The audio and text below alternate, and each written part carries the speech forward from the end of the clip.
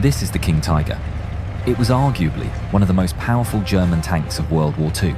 As the successor to the Tiger I, it was designed to serve as a spearhead tank for offensive operations. While it was an awe-inspiring design, it was not as successful on the battlefield as its designers and the German leaders had hoped.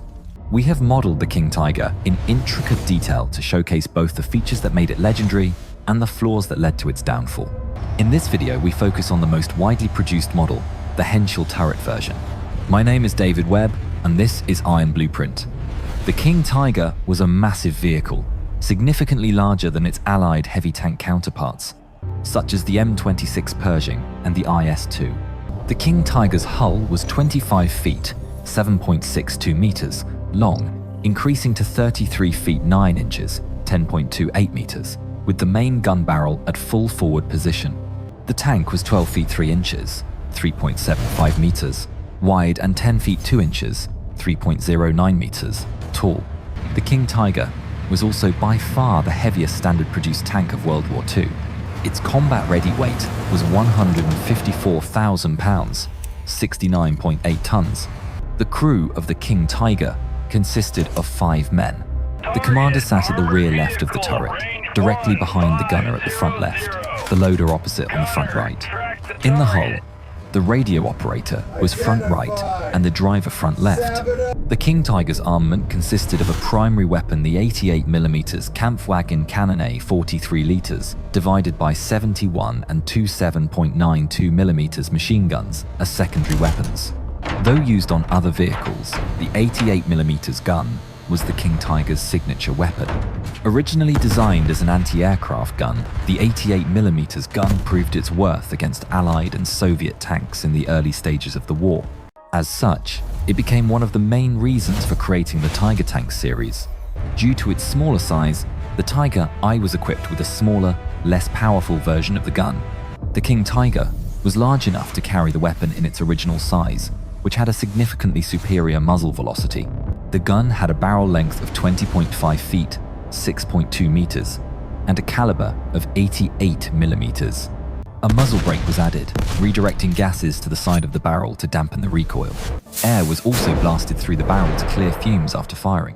Another significant modification included a pair of shorter, fatter recoil cylinders mounted just above the gun barrel. The right cylinder was hydraulic to absorb shock, the left hydrop pneumatic with gas and liquid sections that returned the barrel smoothly to position. If the tank had to be abandoned, the crew could drain these cylinders and fire the main gun, forcing it to recoil into the turret and render it inoperable.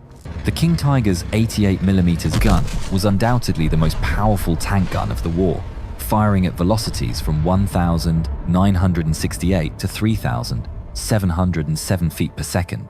Trials showed it could hit with 100% accuracy at 1,000 meters and still 50% at 3,500 meters, an impressive feat.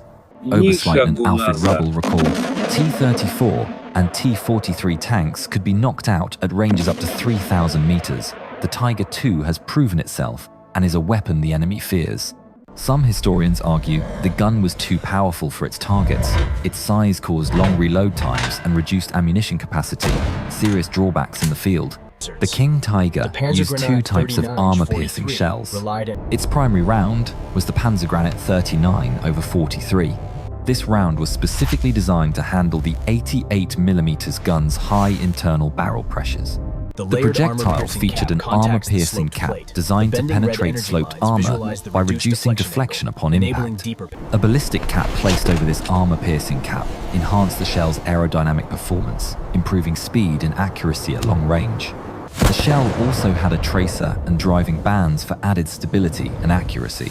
After loading the Panzerkampfwagen 39/43, the gunner would electrically trigger the charge using a lever. An emergency button provided a failsafe in the event that the lever failed. When fired, the projectile traveled through a rifle barrel. The smooth driving bands gripped the grooves, causing the barrel's rifling to spin the round. Upon exiting the barrel, the Panzerkampfwagen 39/43 accelerated to 3,340 feet per second, about 1,018 meters per second. The tracer burned brightly, allowing the crew to see the projectile's path and adjust their aim for the next round. Upon hitting the enemy armor, the ballistic cap would split, making way for the armor-piercing cap underneath, which flattened and clung to the target before penetration. Immediately after penetration, a detonator at the base of the projectile exploded the Amatol charge from inside, maximizing internal damage. Against heavier targets, crews used another shell, the Panzergranit 40/43, a high-velocity round with a tungsten carbide core. This design allowed it to pierce up to 9.9 inches, or 251 millimeters, of armor at 550 yards. However, since tungsten was scarce, crews rarely used this shell.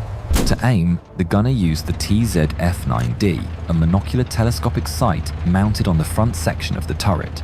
The TZ-F9D had a dual magnification system with levels of 2.5 times and 5 times, allowing gunners to switch between wider fields of view for target acquisition and higher magnification for precise aiming. A marked reticle assisted with range estimation and target lead. An outer dial was used for range setting, with 4 separate scales for each shell type. The tip of the reticle's center triangle marked the desired point of impact. The small triangles on the left and right were used for moving targets. The heights and widths of the triangles and the spaces between them were expressed in milliradians. A milliradian covered 1 meter, 40 inches, at 1,000 meters, or 50 centimeters, 20 inches, at 500 meters. With these triangles, and with the gunner's knowledge of the size of enemy vehicles, they could calculate the range. For example, if a T-34 inches side view filled 10 milliradians in the sight, that meant it was 0.41 miles, about 670 meters away. The King Tiger was equipped with 2 7.92mm MG-34 machine guns. The first was a coaxial machine gun mounted alongside the main gun in the turret. It was operated by the gunner using a special pedal and shared the same sight as the main gun. The machine gun was fitted with a brass catcher to prevent casings from dropping on the floor by directing them into a bin. The radio operator used a second MG-34 mounted on a ball mount on the front right part of the hull. In addition to using his hands, he could aim the gun using a special metal half dome attached to the machine gun. By placing his head into the dome, he could guide the machine gun through his head and body movement. The King Tiger was also equipped with a grenade launcher, the Nahverteidigungswaffe, or close-range defense weapon. This spring-loaded launcher was mounted on the turret roof and could be operated from within the turret. It was designed for firing various types of ammunition, including smoke grenades for concealment, flares for signaling, and anti-personnel grenades to defend against infantry attacks. Since it was planned to act as a spearhead in breaking heavily defended enemy territories, the King Tiger was designed as a heavily armored vehicle. Its hull was built from hardened steel plates. The upper glacis plate was 5.9 inches thick and angled at 50 degrees, giving a relative thickness of 8.3 inches.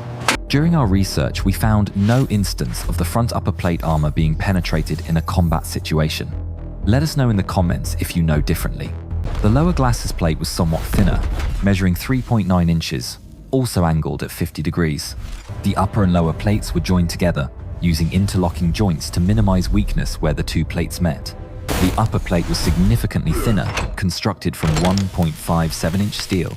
The front section featured a bolt-on plate with a vent and hatches for the driver and radio operator. Each hatch used a lift and rotate design, allowing it to be opened even by a wounded crew member. In front of the plate were periscopes for both the driver and radio operator. The driver's periscope could rotate 100 degrees horizontally and 25 degrees vertically. The radio operator's periscope visibility was much more limited, 60 degrees horizontally, 10 degrees vertically.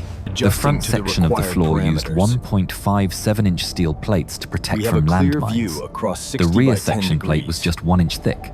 The rear plate was 3.15 inches thick, and the hull side plates featured the same armor. The front was the thickest part of the turret's armor, built from 7.1-inch thick steel and angled at 10 degrees to provide a relative thickness of 7.2 inches. The elongated gun mantlet known as the Sowkopf or pig's head was designed to resist attacks and prevent shells from jamming the gun. Its maximum armor thickness was 5.9 inches, while the sides and rear were equipped with 3.15-inch armor. To rotate its heavily armored turret, the King Tiger used a hydraulic system powered by a pump connected directly to the tank's main engine. This meant that the engine's speed dictated turret rotation. At 3,000 revolutions per minute, it could complete a full rotation in under 10 seconds. However, the system was prone to malfunction at high speed. The standard rotation time was 19 seconds at 2,000 revolutions per minute. The turret's electrical systems were powered by the tank's main batteries, located beside 2 of the 7 fuel tanks. The turret ring had a diameter of 72.8 inches. Its large size provided a stable base for the turret and gun. The entire turret design was influenced by its massive gun. The elongated shape balanced the unusually long cannon. The gunner was positioned to the left, controlling turret rotation using floor pedals and a backup lever under his left arm. As he brought the aim closer to the target, he switched to a manual traverse system between his legs for precise aiming. For gun elevation, he used a hand wheel to his right, assisted by compressed air from a compressor under his seat. When active, the 2.5-ton gun could be raised and lowered with ease. Once the target was in sight, the gunner locked the aim. The azimuth indicator in front of him showed turret position, also visible to the commander behind him. The turret cupola had 7 periscopes arranged in a circle for a full 360-degree view. The commander's hatch opened by turning a screw, then pushing a lever. It could be locked open to prevent slamming while moving. Opposite the gunner and commander was the loader's station. He had a retractable seat, a hatch, and a periscope. The loader station also included a manual turret rotation hand wheel, allowing him to assist the gunner when needed. The loader station also included a manual turret rotation hand wheel, allowing him to assist the gunner when needed. Ammunition was stored in racks at the back of the turret and along the walls of the hull. This ready rack could hold up to 22 shells for fast reloading. 48 additional shells were stored along the hull walls for long-term storage. A standard loading procedure required the loader to take a round from the ready rack, lay it down on a roller, and load it into the gun chamber. After the gun breech was closed, the gun was ready to fire. A well-trained soldier could perform the entire operation in just 8 seconds. Some crews preferred to keep the ready rack empty out of fear of ammunition cook-offs which could occur if the turret sides were penetrated. Keeping it empty also allowed access to the hatch at the rear of the turret. In an emergency, getting out of the top hatches would expose them to gunfire from all directions, whereas evacuating from the rear hatch gave some cover.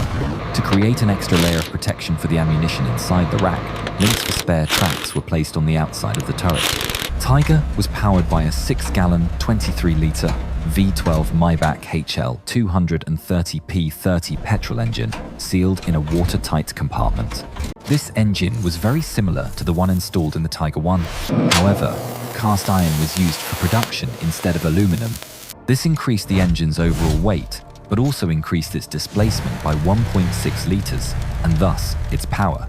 The Maybach HL 230 could produce 700 horsepower at 3,000 revolutions per minute and 1,364.5 pound-feet, 1,850 newton-meters of torque at 2,100 revolutions per minute. To prolong its lifespan, it was recommended to keep the RPM under 2,500. Theoretically, the tank could reach a top speed of 25.7 miles per hour, 41.5 kilometers per hour on a clear road. In reality, its actual operational speed was limited to around 23.6 miles per hour, 38 kilometers per hour. The engine featured a distinctive crankshaft design. Unlike standard crankshafts fitted with plain bearings and wings connected to the engine pistons, the Maybach HL 230 had a tunnel crankshaft with rotary bearings. This design improved rigidity and allowed the pistons to sit closer together, creating a more compact and durable engine. The engine's 4 carburetors were fitted with air filters and drew air from a pair of armoured air intakes at the top of the engine deck on the access hatch. Further back was a third air intake. The King Tiger's Maybach HL 230 was a gasoline engine, and the fuel for its operation was drawn from 7 interconnected tanks located within the hull. The tank connected to the filler cap was in the central rear section. Additionally, there were 2 tanks located in the sponsons, 2 at the bottom of the rear hull, and another 2 beneath the turret basket. Together, these tanks held 227 gallons of gasoline. With an average consumption of just over 2 gallons per mile, it gave the King Tiger a range of 105.6 miles on roads and just 74.5 miles across rough terrain. 7 fuel tanks meant a maze of fuel lines connected the pumps that fueled the engine. That was another significant drawback of the King Tiger.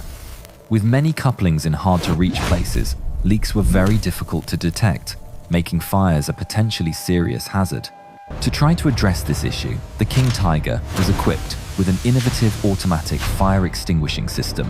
If the sensors detected temperatures above 120 degrees Celsius, the extinguisher would activate for 7 seconds. If the temperature remained high, the system would repeat the process. The engine was cooled by 4 radiators and 2 fans, separated into compartments on either side of the engine.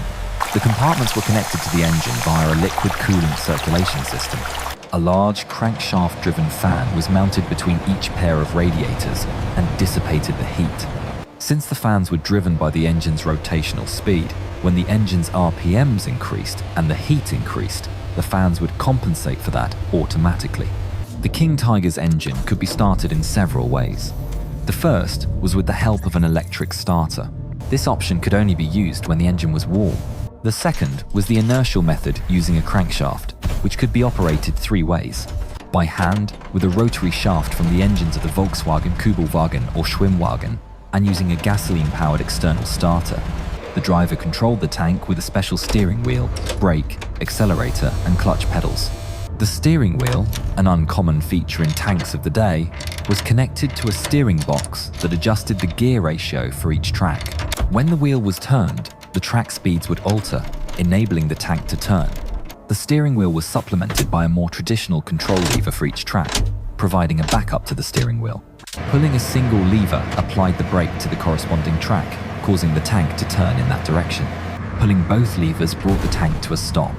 Driving controls also included an instrument panel, a handbrake on the left side, a gear shift on the right, and a lever for switching between forward and reverse gears. The driver's seat could be elevated for driving with an open hatch. Although in combat conditions, the driver would use a periscope. The King Tiger's drivetrain was arguably its weakest point. The components making up the King Tiger's drivetrain were credited with the most mechanical failures of any set of components. This was for one reason only. They were not designed for a tank of this weight. The King Tiger was intended to be fitted with a brand new drivetrain design that could be used both on the King Tiger and the Panther II. But when the Panther II project was scrapped, so was the development of most of the components it was designed to share with the King Tiger, leaving the King Tiger to be fitted with a drivetrain from the Tiger I. A tank 22,000 pounds, 10 tons, lighter, and one that had already suffered reliability problems. The transmission used on the King Tiger was the Maybach Alvar OG401216B with 8 forward gears and 4 reverse ones. Since the transmission was housed at the front of the tank and the engine at the rear, the two were connected with a multi-joint drive shaft running under the turret basket. The transmission system suffered from significant overheating and had to be encased in an additional thermal cover to protect the driver and the radio operator. The final drive system delivered power from the King Tiger's engine to the drive sprockets that drove the tracks. The sprocket teeth connecting the wheels to the tracks often bent under torque, and the interweaved road wheels made replacing the inner ones challenging. The final drive system was the most overstressed component of the drivetrain, and its failure rate was incredibly high. By the end of the war, the average lifespan of the system was just 186 miles, 300 kilometers. This meant the King Tiger could travel approximately 2 full fuel tanks before experiencing a final drive failure. The transverse torsion bar suspension system consisted of 9 load-carrying axles per side, each connected to a wheel supporting the tracks. This design allowed each wheel to move up and down independently. It also increased stiffness during turns, enhanced stability over rough terrain, and enabled higher speeds. The wheels were arranged in 2 rows on each side, so that every wheel partially overlaps the adjacent ones. Increasing the contact area between the wheels and the tracks helped distribute the tank's substantial weight evenly, reducing ground pressure and enhancing mobility over challenging terrains. For dampening, the King Tiger had a shock absorber on each corner, connected to the frontmost and rearmost set of road wheels. The idler wheel at the very back of each track was mounted on a pivot. Using a simple wrench, it could be moved to the rear to tighten the tracks and forward to loosen them. Crew interaction was crucial in combat. Each member was responsible for a different task, and their survival on the battlefield depended on how well they performed as a team. Damn it! I can't see him. Take position by the road." The driver was responsible for delivering the tank to an advantageous position with a good overview of the area. Choosing a good position was crucial, as it allowed the commander to locate nearby targets through the cupola periscopes. Upon locating the target, the commander gave the gunner coordinates and ordered the loader to load a specific shell type. Target at 11, range 800 meters, Panzergranit 39. The gunner then rotated the turret towards the target's direction. Using the system of triangles in his sight, he determined the exact distance to the target and placed it on the tip of the triangle within the sight. The gunner and the loader had to loudly confirm the target was acquired, target acquired, and the shell loaded into the gun. Gun loaded. With the gun locked on target, the gunner and the commander would check the light signals to see if the gun was ready to fire. Fire. The shell would leave the gun at a speed of 1,090 yards per second, 1,000 meters per second. The precision and power of the King Tiger's gun was exceptional. Near La Gleize in Belgium, King Tiger 204 spotted a Sherman at 1.27 miles range. The crew fired, and the shells struck the target's frontal armor on the first shot, sending the enemy tank into flame. The King Tiger was an extremely effective vehicle that dominated the battlefields of both the eastern and western fronts. However, even though armor and firepower helped win battles, logistics won the war, and the King Tiger was a terrible burden for German logistics. As one veteran of the 503rd Heavy Tank Battalion said, 1 hour of Tiger operation requires 10 hours of maintenance. The infamous SS Panzer Division commander Joachim Peiper put his opinion of the King Tiger this way: "Of the great number of Panzers which I lost, 3 on 5 of them had to be abandoned and blown up. This is the fate of any mechanical failure in the course of a continuous withdrawal." The race between armor and anti-tank gun has without a doubt been decided in favor of the latter. Therefore, it appears to me as senseless to go over a weight of 70 tons. More important than heavy armor are high speed and the covering of great distances. In my opinion, the development should center on these requirements, but his demands were never met. The King Tigers suffered constant breakdowns, drank away all the fuel at a time of fuel scarcity, and their high weight limited mobility over bridges. They were so heavy that only special heavy tank rescue vehicles or other King Tigers could tow them in an emergency. On top of all its shortcomings, the King Tiger was very expensive to produce. The final cost of 321,500 Reichsmarks per unit. In rough estimates, this would amount to $2,885,000 today. It costs twice as much as a Panther tank. All these things compounded at a time when Germany was unable to afford it, causing the armoured columns meant to spearhead the war to grind to a halt. We can only guess what this tank could have been if the German engineers had more time and resources. If you'd like to find out about a more obscure Nazi superweapon, then check out our video on the V3 London gun. Thank you for watching. This film was challenging to make dissecting such a complex machine, and we still had to leave out many details.